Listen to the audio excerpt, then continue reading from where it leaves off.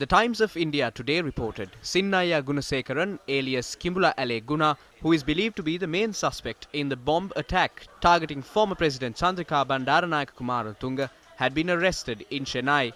According to the report, Kimbula Ale Guna was arrested with 4 others including his son. The arrest had been set in motion by the Indian police after the suspect's associate Sunil Gamini alias Gemini Fonseca was arrested from a hideout in Bangalore in October last year. Indian media reported that all 5 suspects, including Kimbula Ale Guna, had been taken into custody by the Q branch wing of the Tamil Nadu police based on information uncovered following the arrest of Gemini Fonseca.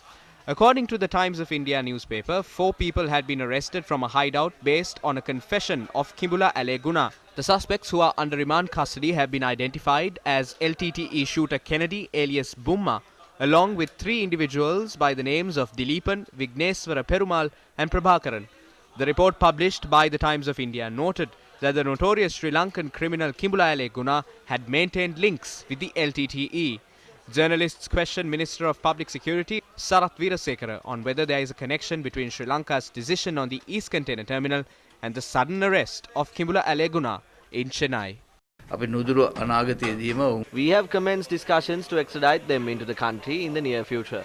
Criminals will be arrested regardless of whether agreements are signed or not, so there is no connection. Journalists also questioned the minister on the delay in arresting Pulastini Rajendran alias Sara in connection to the 2019 April 21st attacks, citing that she is believed to have fled to India. It is difficult to locate suspects, especially in countries such as India. Even this arrest was made after nearly 20 years. We have conveyed the necessary details through the Interpol.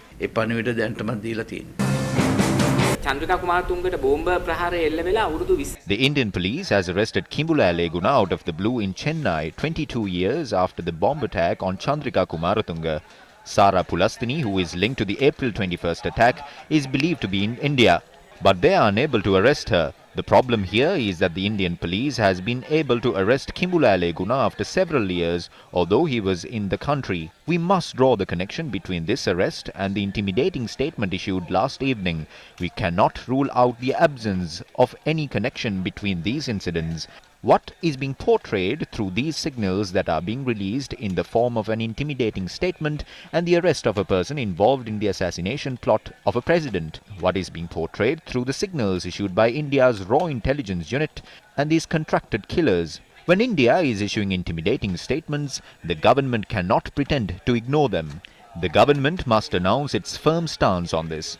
India has threatened us. Therefore, the government must respond to it now. ඒ තරජනය සම්බන්ධ රජයේ ප්‍රතිචාරය දැන් ඉදිරිපත් කරන්න ඕන.